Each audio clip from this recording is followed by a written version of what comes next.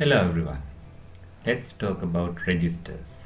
So registers are kind of very important components available in any microprocessor based systems. So in general, for arithmetic logical you need to do the operation, registers support, and also for the control unit. So basically for the central processing unit, registers doing very crucial job. So let's take a look at how to make a register. So I assume that you all know what this SR latch is. So it is one of the fundamental flip-flops that we use. So it's so here in my drawing I have SR latch that is made out of two NOR gates. So in this case, so one input is called S and the other one is called R, and I have two outputs, one is Q and the other one is Q bar. So always because of this design, these two output are the negations. So if I'm getting Q as 1, so Q bar is 0. It's a negation of Q I'm getting here. So when you look at the truth table, it's like this. When you have SC equals 0 and R equals 0, what you get is no change state. So if both these inputs are 0, output will not change. So whatever the value we had in the Q, that will be remain there as it is. So that is the idea of having memory. So then if we have input SC equals 0 and R equals 1, so this event is we call a reset event. So it doesn't matter anything else. So when R becomes 0, automatically Q becomes 0. So as a result of that, Q bar becomes 1. So usually for these no change, reset, set, everything is defined by considering Q. So if R is 1, Q becomes 0. That is what we call a reset event. And if you have S equals 1 and R equals 0, we call it a set event. So output becomes 1. So when set is 1, output becomes 1 provided that R is 0. And then in this design, when S equals 1 and R equals 1, so that gives rise to a race condition. So we can't directly say what the output is. So in our design, we need to avoid this invalid state under any cost. So that is one thing you need to remember.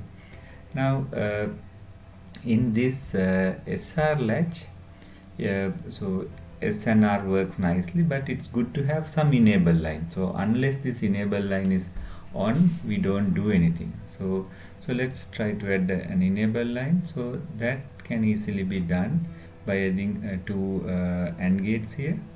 So I will add one AND gate here, another one here,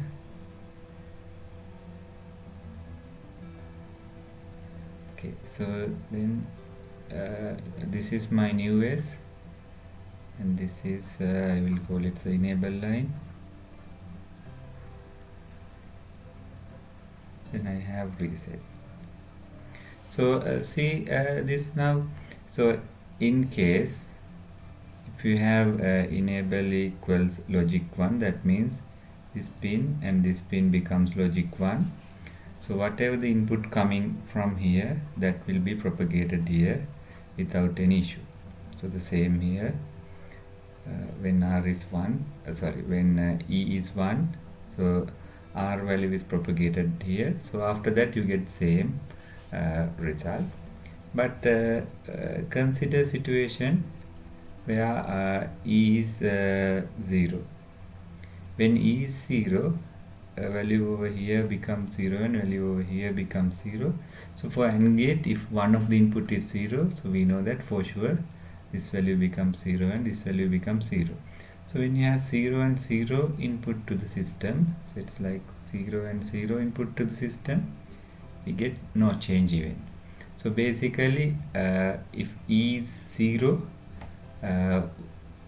whatever the value we provide to S and R, nothing will happen. So it's a no change event forever. So in order for you to use this as a SR latch, you need to make E or enable line logic 1, so that then it will work like this. So so this SR latch we can represent symbolically like this.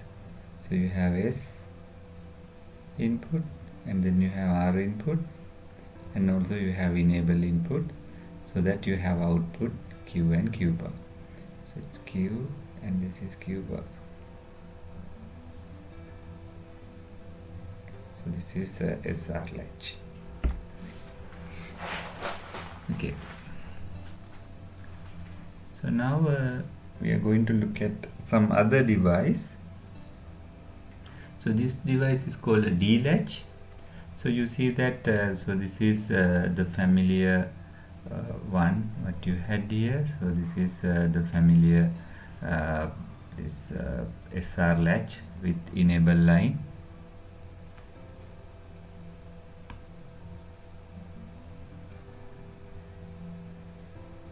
Yeah, it's a typical SR latch with enable line.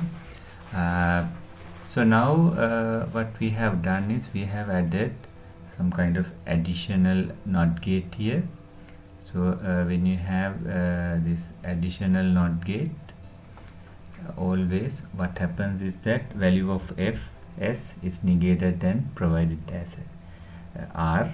So now let's consider situation S equals 1.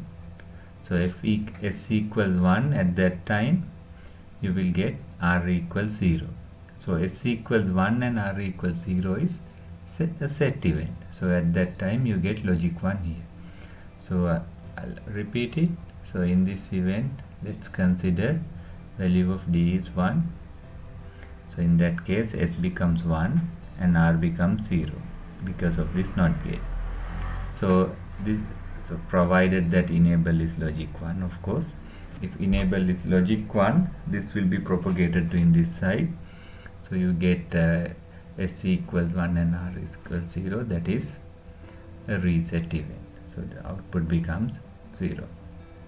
Sorry, output becomes 1 because it's a set event. So S equals 1 and R equals 0. Now consider the other situation where D equals 0. So if D is 0, you get S equals 0. So in that case, because of this NOT gate again, R becomes logic 1.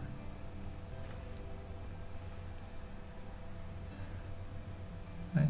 So it's set equals 0 and reset equals 1. So that's a reset event. So as a result of that, our output over here becomes 0. So in general, now what we see is if D is 0, output is 0. If D is 1, output is 1. So that is what this truth table says. If so let's fill the truth table. So let's consider a situation where enable line is 0. So we know that if enable line is 0, there's no change. So it's no change event. Okay, now let's consider a situation where enable line is 1 and D is 0. So if D is 0, output is 0. Again enable line is 1, D is 1, so then output becomes 1. So basically we can even reduce this truth table to something like this. So E and Q actually. So if E equals 0, output is Q. If P equals 1, output is D. So this is most compact version of the truth table now. So since we have enable line and the D flip-flop, so you can represent it as this. So you have two inputs, D and enable line, then you have output Q and Q bar. I'll delete this one because the second representation is far more better than this. Then we can do a little bit of additional work to the system. Let me delete unnecessary stuff now. Now what we are trying to do is we are trying to add a capacitor.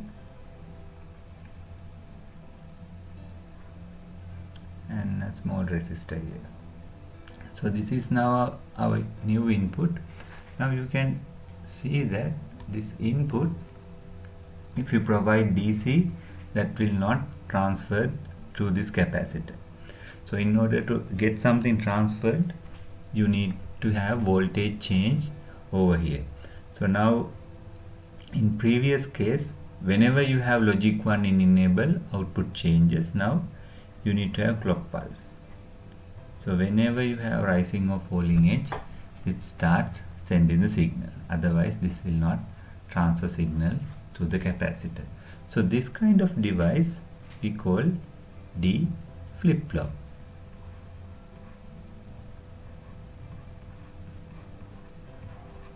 So the main difference between flip-flop and latch, so it's in terms of functionality they are the same device, but flip-flop is edge sensitive device, so it works for a clock, and latch it's a level sensitive one, so whenever you have logic 1 it works. So the circuit diagram or the symbol for D latch, the flip-flop is something like this. So it's similar to D latch, so this is D latch, and for the D flip-flop, so it's same, you have D input and you have Q output, and then you have Q bar output, and then you get a clock. So clock is represented with something like this. So this is the clock input. So this is how the flip-flop works, right? Okay, now we know how this how to make a D flip-flop.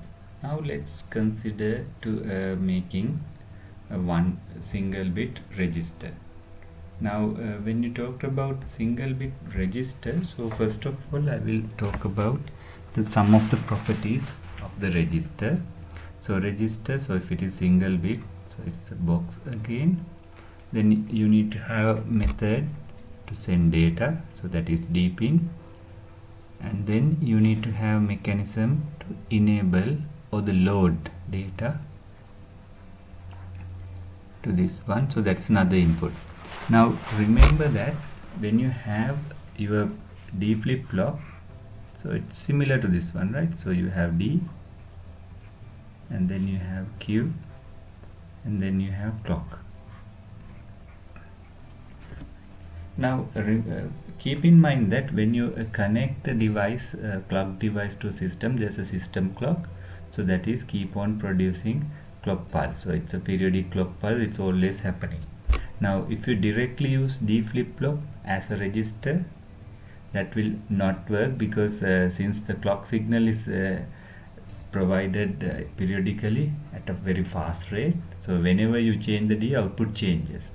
But the property of register is that whenever you write the data and put load, so the value will be loaded, so that will come as the output, right? But when you don't load it, so the value remains there as it is. So therefore clock is already connected, but you need to have some more things coming from inside, and the output is also not connected directly in this kind of register. So output is not directly connected, so it's connected via tri-state buffer, so that when you connect it via tri-state buffer, so it's called enable line. So if enable line is 0, it's like disconnected from here, it's like you don't have connection here. And if enable line is 1, so whatever the output you have from here, that will be transmitted towards this direction, right? So that is how it works. So when you have tri-state buffer, it's basically kind of switch.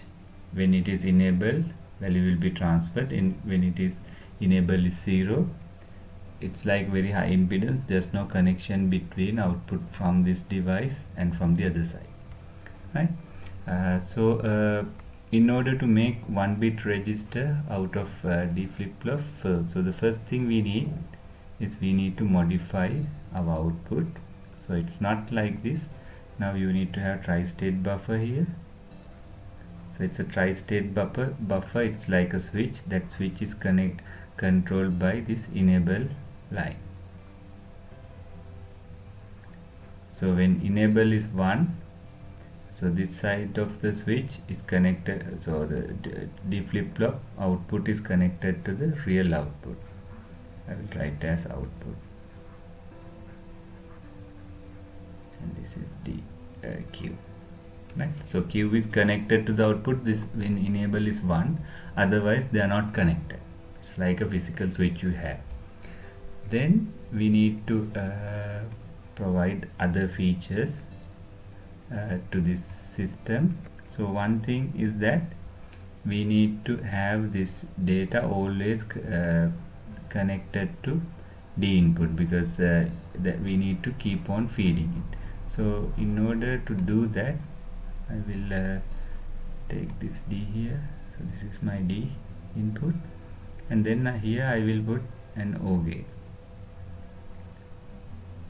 because the reason why I am putting O gate is that there are two main sources. One is this Q output has to be loaded, and when there's a load is enabled, you need to send load D value, otherwise you need to send value from the output, so that has to be rotated.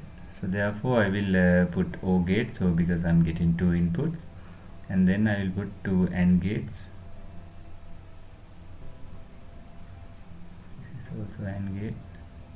Sorry about the drawing, but both of them are AND gates now. They are connected here, and this output now I'm going to connect to one of the input as the AND gate, and this input I'm going to connect to the data line.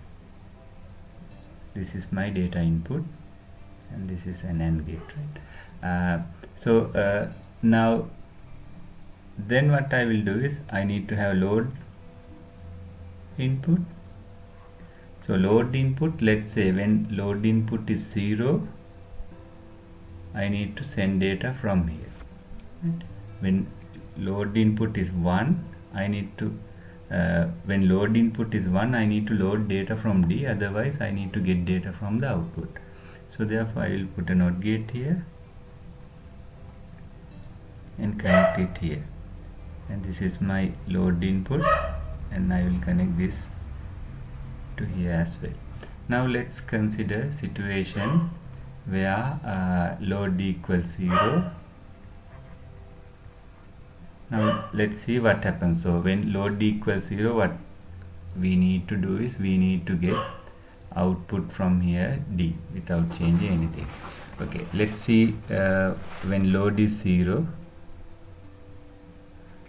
here you are getting 0.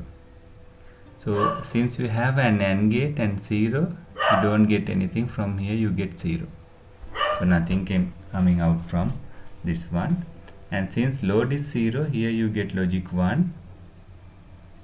When you have logic 1, so this Q output will be transferred through this one, so that will be transferred to this one. So this is keep on loading the same output value to the system, so that this works when load is when load equals 0, output does not change. So then consider a situation where load equals 1. So when load equals 1, so I will use blue color for that.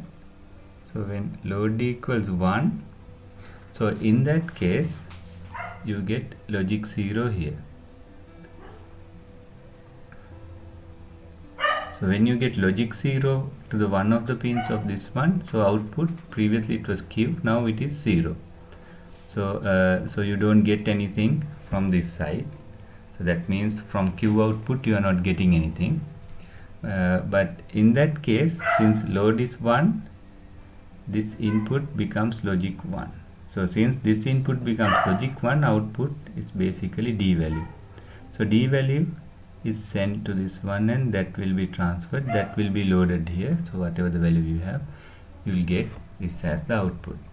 So now, having this kind of circuit, this is 1-bit register, so that you can put your values here, and then depending on your input value, you can keep it on the system or not. And also output, if you want, you can connect output to your real device connected to that, or you can disable it using this line. So basically now you have a single bit register like this. So the other thing is that this clock has to be connected to system clock, so it is running in megahertz range or gigahertz range, so that it's like you're always loading it. So this input, you have data input and load line, load input, load line, and then you have the output, but that output, and so it's in, let's say it's kind of internal. So if this if you enable this one, you get output, otherwise output goes to the high input in high impedance state, and then nothing will happen. So if load is logic 1, then whatever the value you have in D, that will be loaded here, and when load is 0, that will remains there forever as long as you have the power. So hope you got some idea about single bit register. Now let's consider how to make multiple bit registers. Now we managed to get a single bit block. So it comes with data input. So let's say this is D0. Then enable load input, I'll put it as L, and let's consider I'm going to make 3-bit register. So I'm repeating similar blocks. So I have a D0, then this is D1 input, and this is D2 input. Then I have 3 load inputs. I will connect them and put it here as load, and then I have these enable lines. So I will connect all 3 enable lines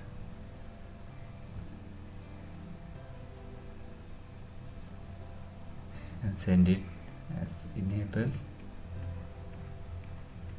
Then I have 3 different outputs. Just jump it just to make it much clear. So clear. So I have Q0 output, Q1 output, and Q2 output. So that I have load wire. So when this is 1, I can load 3 bits parallel to this system. And if I want to get data output, I just enable line, and I get output from here. So in addition to that, just to bring you some of the information, these clock signals of these all the devices has to be connected to one single system clock. So this is again kind of 3-bit register. So I hope you got some kind of idea about how to make registers. In some of the microcontrollers that we use, for example ATmega32A, it uses 8-bit registers. So this is a 3-bit register, and in that microcontroller, in most of the cases, it uses 8-bit registers. So see you in the next video. Thank you very much.